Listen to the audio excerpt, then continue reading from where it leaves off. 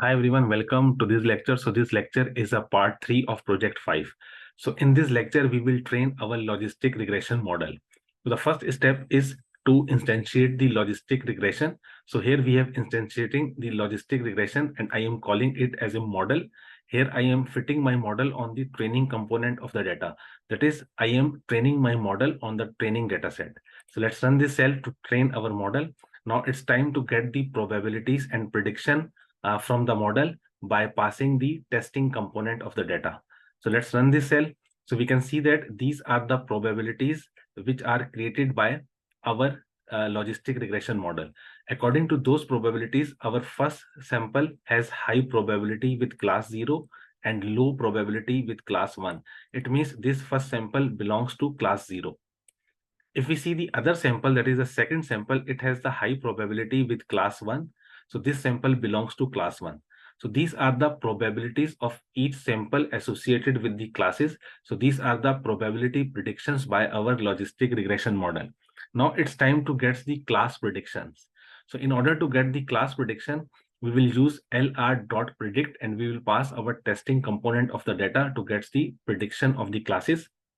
And here we are observing the probabilities, that is the class probabilities and class predictions in a single table.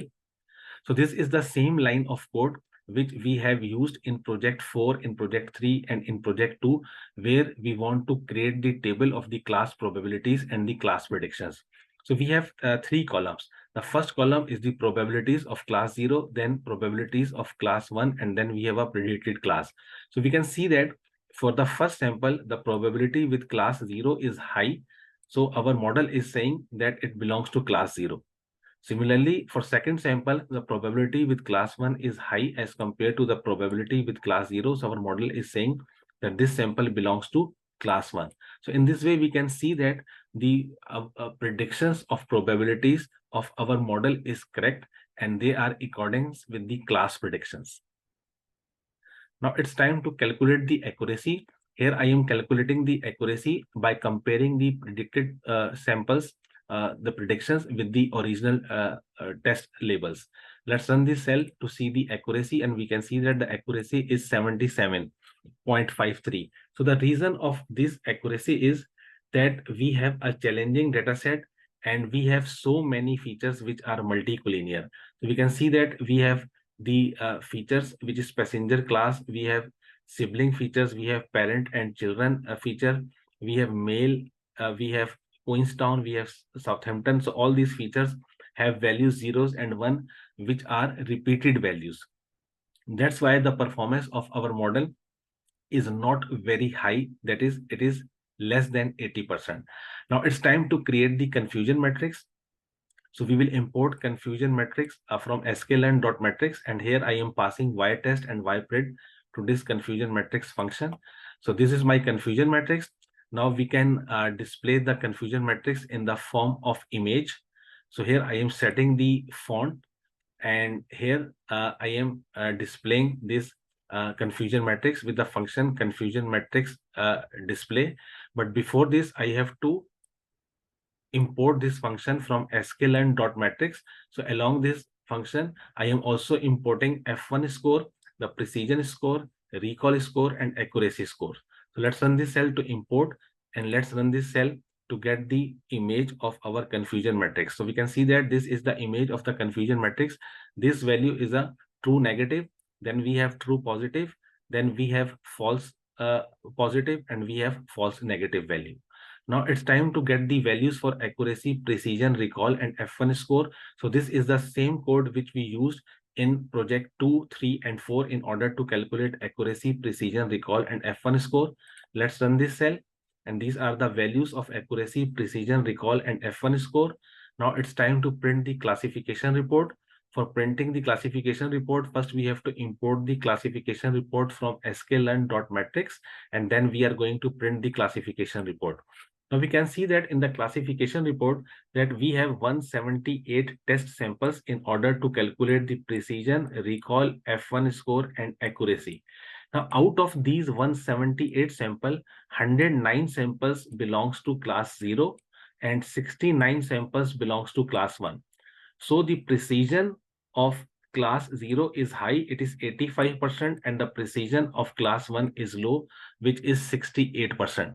And these are the average value. Similarly, the F1 score value with class 0 is high, it is 81%, and F1 score with class 1 is low, it is 73%. And this is the average value of F1 score. So we can see that our data set is not a balanced data set. It is unbalanced data set with more samples associated with class 0 and less samples associated with class 1. Okay, now it's time to plot ROC curve. Here we have the ROC curve, and we know that the ROC curve is between false positive and true positive. That's why area under the ROC curve always give us the value of the precision of the model. So here AUC represent area under the curve, and its value is 0.78, which is in accordance with the precision value. Now, we can also calculate the base and weights of a bias and the weights of a logistic regression model as we calculated for our linear regression model. So if we write LR.intercept, we will get the bias of the model, and if we write LR.coff, we will get the weights of the model. Let's run this cell, and we can see that there are 8 weights total: 1, 2, 3, 4, 5, 6, 7, and 8. Why there are 8 weights? So definitely we will have 8 feature in our data set, and every feature has its associated weight. Let's go back and see the data set on which we apply our logistic regression. So that was our data set. We have this first feature. This is not our feature, these are the labels. So we have this first feature, passenger class, then age is the second feature, third, fourth, fifth, sixth, seventh, and eighth. So since we have 8 features, therefore we have 8 weights, that is each weight associated with the feature. So in this project, we learn how to deal with the challenging data. So challenging data is a data which has all kinds of features, that is categorical features, the features with integers value and the floats value. Similarly, there are null values in the data set as well. So we have addressed all the issues with the challenging data set. First, we remove the irrelevant features from the data set. Then we deal with the null values. Then we deal with the categorical values. And finally, we apply our logistic regression model. So I hope you understood this project. Thanks for listening, and I will see you in the next lecture.